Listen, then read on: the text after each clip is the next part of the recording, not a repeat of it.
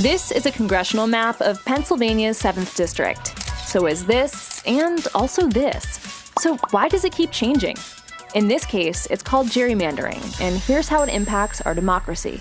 Gerrymandering is when voting district boundaries are drawn with the intention of influencing who gets elected.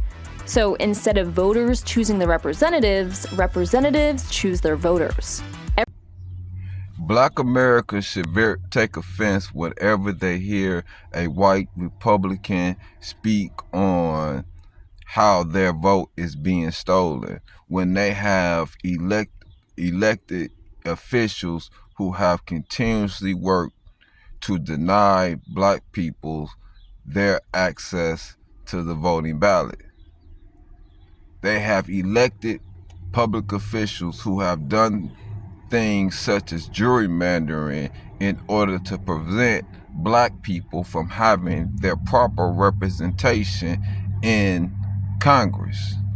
Well, before 2011, Wisconsin was a purple state that had razor-thin statewide elections, but about 55 or 56 of the 99 assembly seats leaned Republican. But since 2011, we're still very much a purple state that has razor-thin statewide elections, but now 62 or 63 districts are more Republican than the state as a whole. So something happened to increase Republicans' 13-seat advantage to a 25-seat advantage. And when I say something, I mean drastic surgery to specific districts that could rival an episode of Extreme Makeover.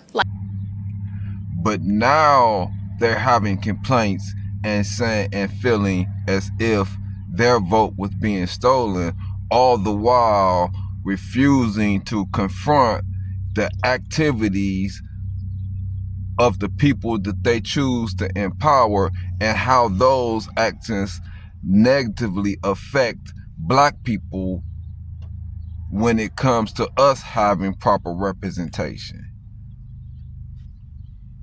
Like Senate District 8. Before, it was divided roughly 50-50 between the north suburbs of Milwaukee County and parts of Ozaukee, Washington, and Waukesha counties. After, look at all that red, leaving just a quarter of the district in Milwaukee County instead of half. How about Assembly Districts 13 and 15? Before, compact districts that were fairly balanced in their partisan makeup. After, they just stretched them out into Waukesha County. Once again, leaving just a little bit of blue. I need you to understand that the Republicans increased their power in Wisconsin's legislative not by gaining more votes, but by legislative maneuvers they did to dilute the black vote. And these white voters who are so up in feathers claiming falsely that the election was stolen from them had no issue with blacks being robbed of their proper representation. This is why Republicans deal so heavy in identity politics, is because they know how to select their voters, not have voters select them with policies and issues. That's why you have a Republican Congress that has passed the least legislation in the history of Congress, outside of maybe when we was in Civil War. Let's do one more. Let's look at the state's most purple counties, Racine and Kenosha. Before, Senate Districts 21 and 22 were split by the natural county boundaries, and both were considered swing districts. After, the cities of Kenosha and Racine became one district, and then the rest of the two counties became one district, ensuring that neither of these seats would ever have a competitive race. Republican Party cannot claim that they are the party for election integrity when they have continuously worked in order to deprive a specific demographics of their ability to elect their own representatives.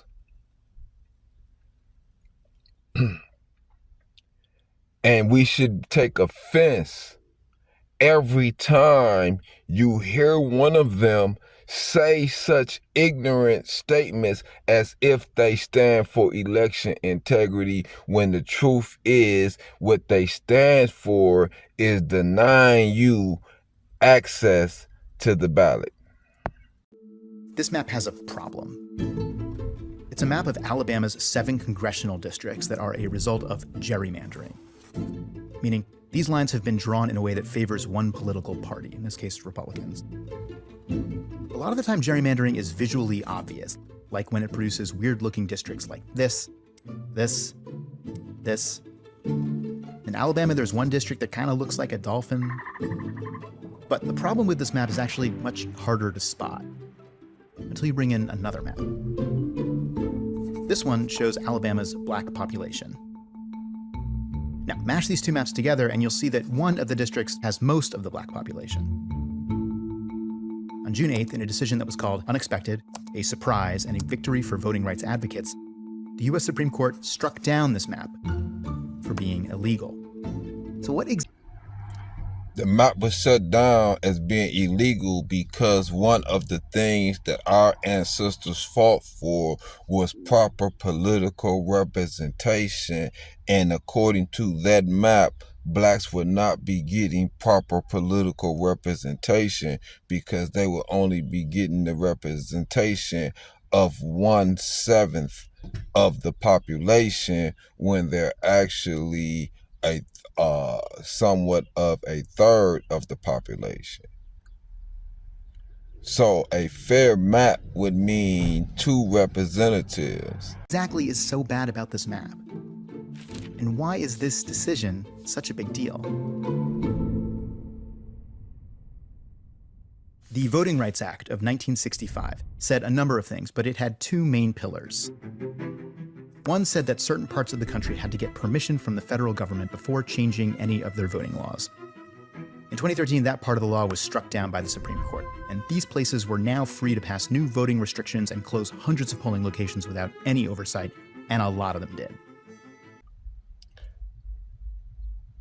Because everyone understood that the methods that white supremacists will go through in order to prevent black people from having any political power, they understood that those methods extended past just the Klansmen standing outside the polls to intimidate you. They understood it also goes outside of the lynchings. They know it goes into things such as long poll lines, making sure you can't get off from work. This is why they want to limit the amount of days that you can vote.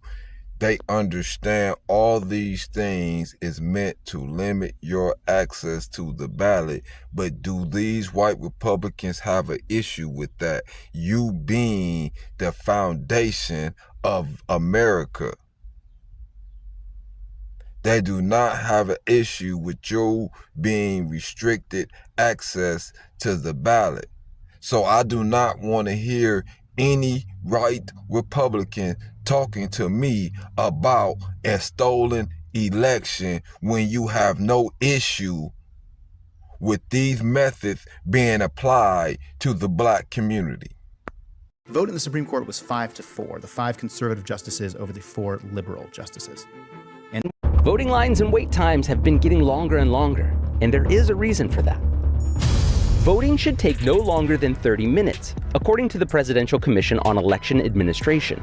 But in the 2018 primaries, nearly half of Latino voters and black voters waited an average of 45% longer than white voters. That's in large part because people of color tend to live in communities where there are fewer electoral resources, a problem that can be traced to one 2013 Supreme Court decision.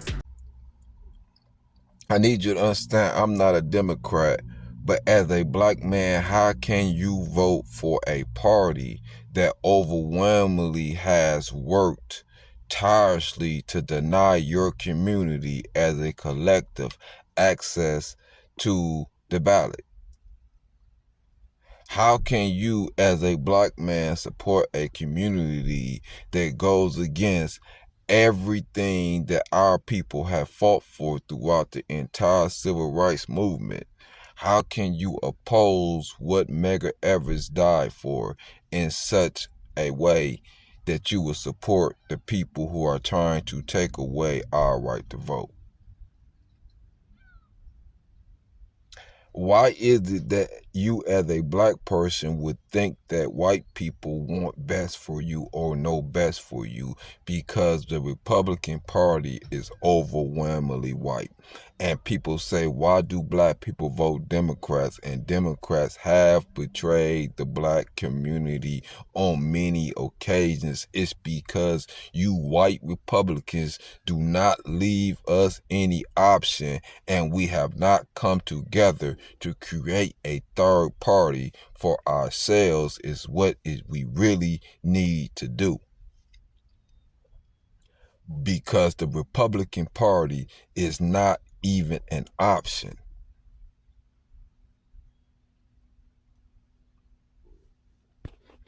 In the 1965 Voting Rights Act, there was a provision that said any new election laws from states with a history of discrimination needed federal oversight and approval before implementation.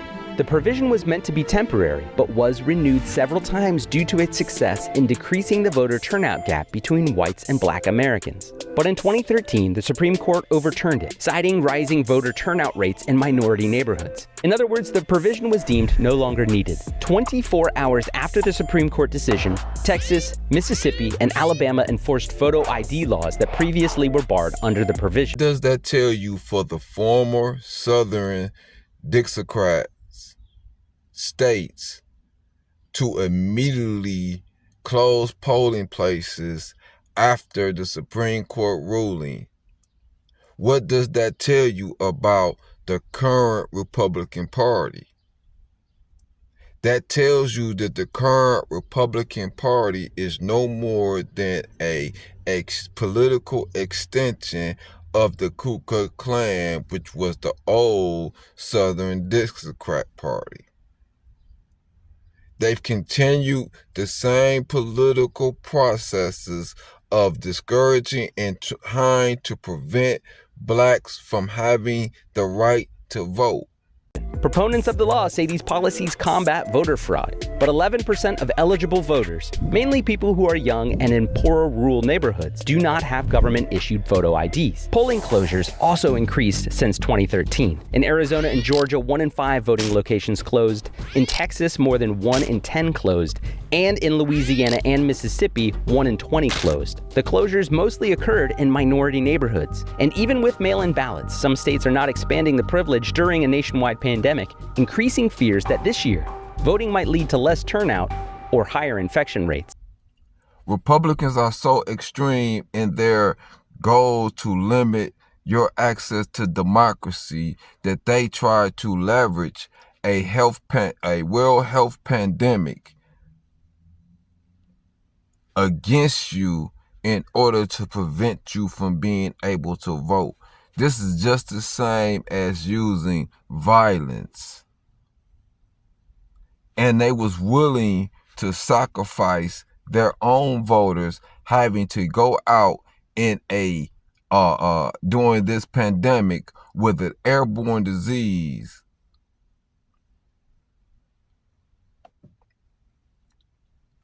This is how stern they are in denying your access to democracy. You cannot overlook these factors when you are voting. Since that time, the Supreme Court has moved farther to the right. There are now 6 conservative justices and 3 liberal justices. And that's not great news for the remaining pillar of the Voting Rights Act, Section 2, which broadly bans denying the right to vote on account of race. Over the years, Section 2 has been amended to include not just the right to vote, but the right to elect representatives. In response to that, many states have drawn districts in which a racial minority is more than 50% of the population, what are called majority-minority districts. That's what we're looking at here. The idea is that these districts can help minorities elect representatives of their choice, which should lead to better proportional representation from a state. This is what I mean when I say that these Europeans are so much opposed to equality and justice for us as a people, but yet if they feel slighted, even if they don't have any evidence to support their feelings, they will go in an uproar. These very same people have no empathy for the plight that America has placed Black Americans through. They have no empathy for the methods that America continue to do in order to economically and physically oppress the Black people. However, they can say they are being wronged. They have the audacity to claim that they are being unjustly targeted if they have faced discrimination, all the while denying all this discrimination that Black people have evidence of.